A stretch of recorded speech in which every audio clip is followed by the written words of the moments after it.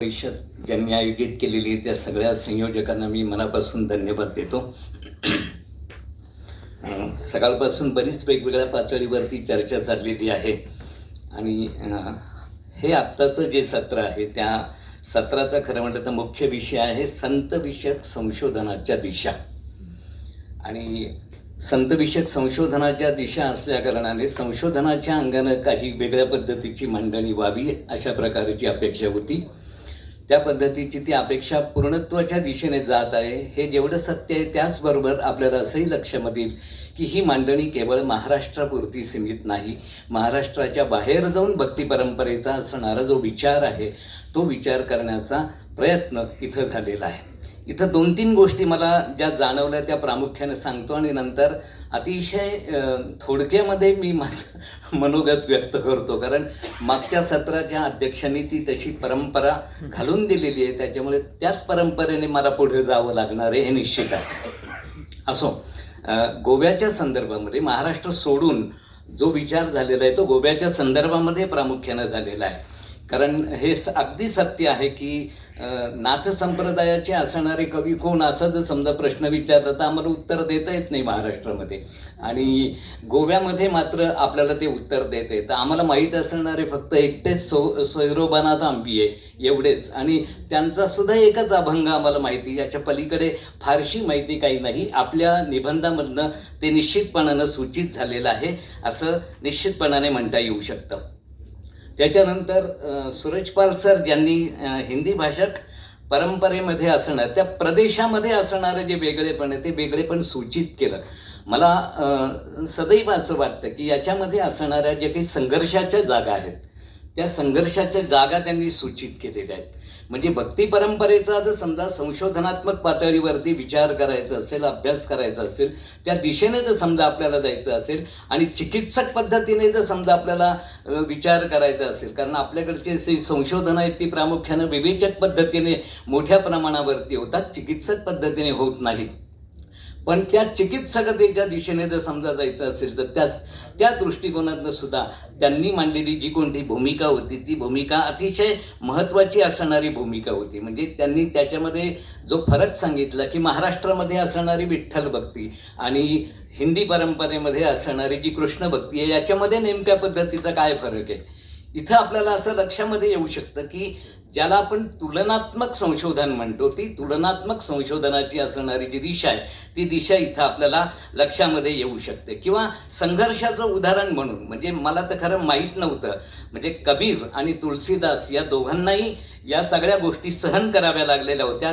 त्यांची झालेली जी कोणती उपेक्षा होती ती उपेक्षा खरं सांगायचं तर सगळ्याच संतांच्या संदर्भामध्ये असं म्हणता येईल की म्हणजे महाराष्ट्रामध्ये अगदी ज्ञानदेवांपासून जरी समजा आपण पाहिलं तर ज्ञानदेवांना सुद्धा बहिष्कृतता अनुभवावीच लागलेली होती, पण ती त्यांच्या समकालीनांकडनं अनुभवावी लागलेली होती. पण हिंदी भाषक प्रदेशामध्ये मात्र नंतरच्या कालखंडामध्ये जे आधुनिक कालखंडामध्ये लोक आले त्या आधुनिक कालखंडामध्ये अशा पद्धतीची उपेक्षा सहन करावं लागणं हे काही खरंच चांगलं लक्षण नाही. म्हणजे अगदी वाईट भाषेमध्ये बोलायचं तर हे करंटेपणाचंच लक्षण आहे असं आपल्याला निश्चितपणाने म्हणावं लागतं. आणखीन एका गोष्टीचा उल्लेख त्याच्यामध्ये आलेला आहे तो आपण लक्षात घेणं आवश्यक आहे, आणि तो म्हणजे नाथसिद्ध आणि सुफी यांचा असणारा जो प्रभाव आहे तो जो भाग आहे तो भाग अत्यंत त्यांनी सूचक पद्धतीने सांगितलेला आहे. आणि त्या दिशेने देखील ज्यांना कोणाला संशोधन करायचं इथे असणारे जे कोणी संशोधक विद्यार्थी असतील त्या विद्यार्थ्यांना दिशा देणारा असणारा हा भाग आहे. सिसिलिया कार्वालोनचा जो निबंध आहे तो अतिशय नेमकेपणाने अरुणाताईंनी तो सादर केला. म्हणजे मला एक क्षणभर असं वाटलं की अगोदरचे वक्ते बोलले त्यांना वेळ तेवढा नव्हता आणि त्याच्यामुळे त्यांना काही मर्यादा पडल्या, पण हा निबंधच पूर्णपणाने वाचला गेल्या कारणाने ज्या महाराष्ट्रामध्ये हा महाराष्ट्राशी संबंधित असणारा भाग आहे, आणि तो जर समजा आपण निबंध बघितला तर त्याच्यामधनं एका वेगळ्या धर्मामधून निर्माण झालेली जी कोणती भावना आहे ती भावना त्याच्यामधनं प्रगट झालेली आहे. म्हणजे मला फादर स्टीफन्स यांचा ज्या वेळेला उल्लेख आला त्यावेळेला मला ते जाणवलं प्रामुख्यानं. त्याचं कारण असं आहे की फादर स्टीफन्स यांनी ज्या वेळेला ख्रिस्त पुराण लिहिलं त्यावेळेला ख्रिस्त पुराणाच्या पहिल्या 4 प्रती रोमन लिपीमध्ये लिहिल्या गेलेल्या आहेत. आणि त्या रोमन लिपीमध्ये लिहिल्या गेलेल्या आहेत. आणि 5वी प्रत जी निर्माण झालेली आहे, जी तयार केली गेलेली आहे, ती प्राध्यापक शांताराम बंडेलू यांनी तयार केलेली आहे, जे अहमदनगर महाविद्यालयामध्ये होते, जिथं मी पण शिकवत होतो. त्याच्यामुळे ही जी प्रत आहे ती मी पाहिली. मी त्याच्याकडे पाहत असताना मला एक महत्त्वाची गोष्ट अशी लक्षामध्ये आली की मराठीमध्ये किंवा भक्ती परंपरेमध्ये आपल्याकडे गद्यलेखनाची जी परंपरा आहे, गद्यलेखनाचा जो विकास झालेला आहे, तो कोणत्या प्रकारचा विकास झालेला आहे त्याचं उदाहरण देत असता आपण लीळाचरित्र किंवा महानुभावांच्या गद्यग्रंथाचं उदाहरण देतो आणि त्याच्यानंतर बखर गद्याकडे वळतो. आपल्याला असं लक्षामध्ये येईल की फादर स्टीफन्स यांचं असणारं जे ख्रिस्त पुराण आहे, त्याला एक 2-3 पानांची प्रस्तावना आहे आणि ती गद्यलेखनामध्ये लिहिलेली प्रस्तावना आहे. म्हणजे नाथकालीन असणारं जे गद्य आहे त्याला समांतर जाणारा असणारा जो भाग आहे, तो भाग देखील आपल्याला इथं निश्चितपणाने लक्षामध्ये येतो. आणि आणखीन एक उल्लेख जो आलेला होता तो जस्टिन ॲबट यांचा उल्लेख आलेला होता. म्हणजे जस्टिन ॲबट यांची पुस्तकं माझ्या संशोधनाच्या वेळेला मी वाचली होती आणि त्याचं जे प्रिफेस आहे, त्याची जी प्रस्तावना लिहिलेली आहे, त्या प्रस्तावनेमध्ये त्यांनी असं म्हणून ठेवलेलं आहे की हे इथं असणारं जे नैतिक मूल्यांचं समर्थन करणारं हे जे वाङ्मय आहे, मूल्यप्रधान असणारं जे वाङ्मय आहे, या वाङ्मयापासून माझे ख्रिस्ती किंवा इंग्रजी भाषक असणारे बंधू हे अभावग्रस्त राहू नयेत, त्यांच्यापर्यंत हे वाङ्मय पोचावं याच्यासाठी म्हणून मी याचं सगळं इंग्रजीमध्ये रूपांतर केलेलं आहे. म्हणजे त्यांनी भाषांतर करून ठेवलेलं आहे. त्यांची अनेक पुस्तकं आहेत. म्हणजे आता त्याच्या बरोबरीला एक उल्लेख खरं तर येतो, तो J.F. एडवर्ड्स यांचा असणारा उल्लेख आहे. J.F. एडवर्ड्स यांनी तुकारामबुवांचा सेतू या नावाचं पुस्तक लिहिलेलं आहे. आणि हे पुस्तक लिहित असताना त्यांनी त्याच्यामध्ये सुद्धा असं म्हणून ठेवलेलं आहे की जर समजा तुम्हाला ख्रिश्चन धर्म स्वीकारायचा असेल तर त्याच्यासाठी म्हणून तुकारामाच्या माध्यमातून तुम्हाला तिथपर्यंत यावं लागेल. तुकाराम हा सेतू आहे. आणि सगळ्यात महत्त्वाची गोष्ट अशी आहे की महाराष्ट्रामध्ये जर समजा आपण पाहिला की अनेक धर्मांतर झाली, ख्रिस्ती धर्मामध्ये लोकांनी प्रवेश केला, पण इथे कुठलाही वारकरी कधीही ख्रिश्चन झालेला दिसणार नाही. ही वस्तुस्थिती आहे. हे कशामुळे घडू शकलं? हे तुकारामांचं असणारं जे सामर्थ्य आहे, ते सामर्थ्य आपण लक्षात घेणं अत्यंत आवश्यक आहे. म्हणजे या J.F. एडवर्ड्स यांनी आणखीन एक पुस्तक लिहिलेलं आहे, ज्ञानेश्वर द आउटकास्ट ब्राह्मण या नावाचं त्यांचं एक पुस्तक आहे. आणि त्या पुस्तकामध्ये त्यांनी ज्ञानेश्वरांच्या संदर्भामध्ये काही वेगळ्या पद्धतीच्या भूमिका मांडलेल्या आहेत. ज्या वेळेला आपल्याला संशोधन करायचं असतं, तो संशोधन करत असताना आपल्याला या पद्धतीने विचार करावा लागेल. पण आता या सत्राचं असणारं जे वैशिष्ट्य आहे, ते वैशिष्ट्य असं आहे की महाराष्ट्र सोडून महाराष्ट्राच्या बाहेर काय, महाराष्ट्राच्या बाहेर असणारी जीच कोणती संतांची आणि भक्तांची परंपरा होती, त्या परंपरेचा विचार आपल्याला निश्चितपणाने करता येऊ शकतो.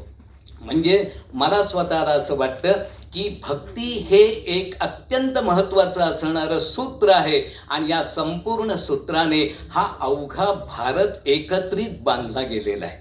आणि त्याचा विचार जर समजा आपल्याला करायचा असेल तर तो राष्ट्रीय एकात्मतेच्या अंगाने सहजपणाने करता येऊ शकतो. कितीतरी वेगवेगळ्या पद्धतीचे असणारे अनुबंध आपल्याला उलगडून दाखवता येतात. म्हणजे माझ्या स्वतःच्या संशोधनाच्या निमित्तानं ज्या वेळेला मी दक्षिण प्रांतामध्ये फिरलो, त्यावेळेला मला प्रामुख्यानं एक गोष्ट लक्षामध्ये आली की तंजाऊरच्या परिसराने, गोविंदपुरमच्या परिसराने आपल्या इथे असणारी वारकऱ्यांची जी परंपरा आहे, ती वारकऱ्यांची परंपरा जतन करून ठेवलेली आहे.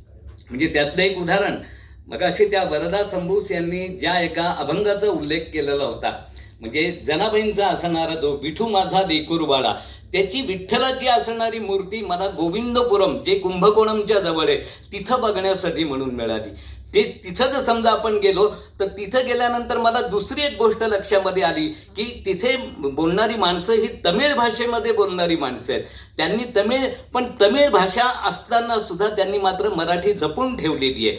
व्यंकोजी राजे भोसले ज्या वेळेला तंजाऊरला गेले होते, त्यावेळेला इथून गेलेली जी कोणती मराठी माणसं होती, या मराठी माणसांची असणारी ती परंपरा आहे. आणि मी त्यांना सहजपणाने विचारलं की तुम्हाला तर मराठी फारसं बोलता येत नाही, बाहेर जर समजा तुम्हाला सगळ्यांशी तमिळमध्ये बोलावं लागतं, तर तुम्ही काय केलेलं आहे? तर त्यांनी मला एक पुस्तक दिलं, जे पुस्तक जनाबाईंच्या अभंगाचं होतं. आणि जनाबाईंच्या अभंगाचं पुस्तक त्यांनी वाचून दाखवलं. मला मात्र ते कळलं नाही, कारण त्याची लिपी मात्र तमिळ होती.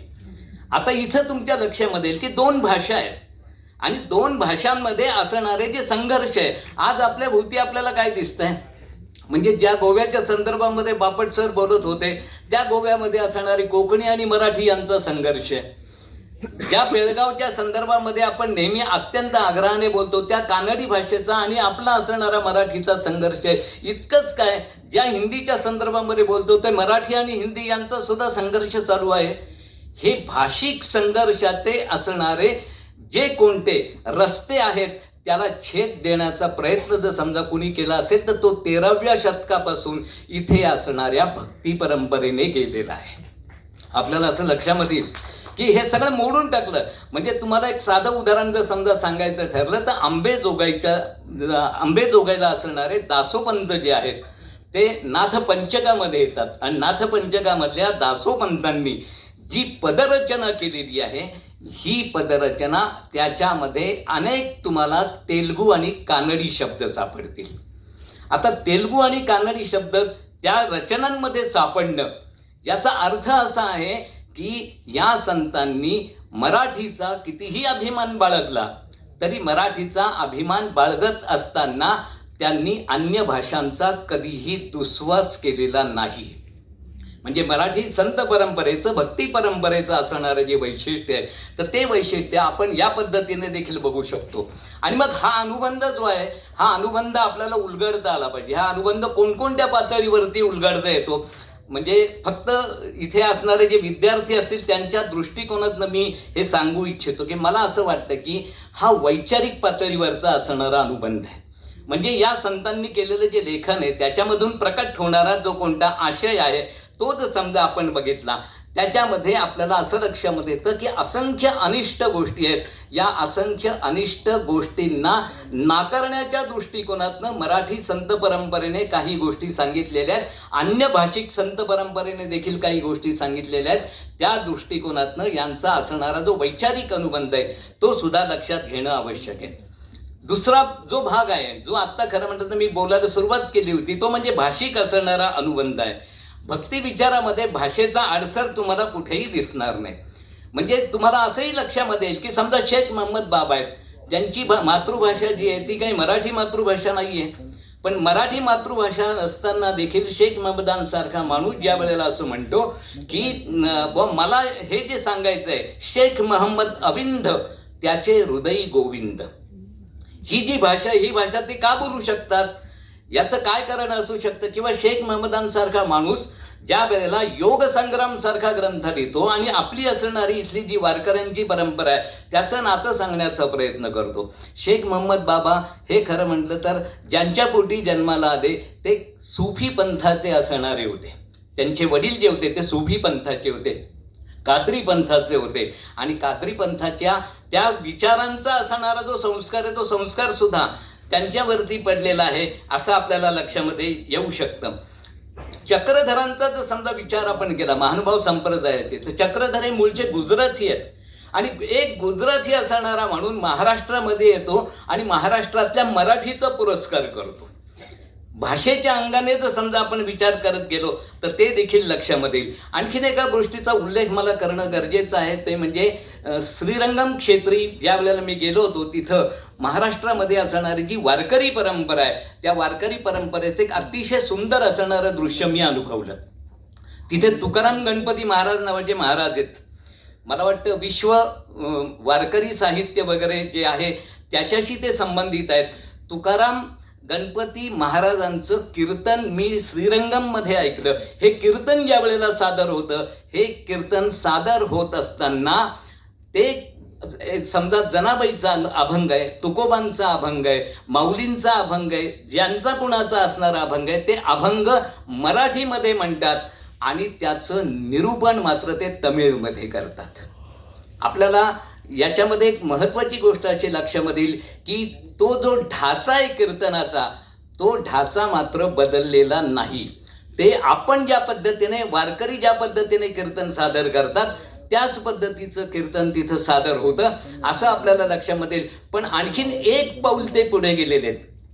ते महत्त्वाचं पाऊल असं आहे की त्यांनी जी वारकरी शिक्षण संस्था किंवा कीर्तन संस्था कीर्तन शिकवण्याची संस्था तिथं स्थापन केलेली आहे, त्या ठिकाणी त्यांनी प्रामुख्याने महिला कीर्तनकार निर्माण केलेले आहेत. आता ही जी भूमिका आहे, म्हणजे स्त्रियांना प्राधान्य देण्याची असणारी जी भूमिका आहे, ती आपल्याला महाराष्ट्रामध्ये प्रामुख्याने दिसते. म्हणजे एखादी महदंबा जर समजा असेल तर महदंबेच्या पाठीमागे सर्वज्ञ चक्रधर उभे असतात. एखादी मुक्ताबाई असेल तर तिच्या पाठीमागे ज्ञानदेवादी भावंड उभे असतात. एखादी जनाबाई ज्या वेळेला उभी असते त्यावेळेला तिच्या पाठीमागे नामदेव उभे असतात. एखादी सोयराबाई ज्या वेळेला असते तिच्याही पाठीमागे नामदेव आणि चोखोबा उभे असतात. किंवा एखादी वेणाबाई असते तिच्याही पाठीमागे आपल्याला रामदास स्वामी उभे आहेत असं लक्षामध्ये येतं. एखादी अक्क महादेवी असते तिच्या पाठीमागे महात्मा बसवेश्वर उभे असतात.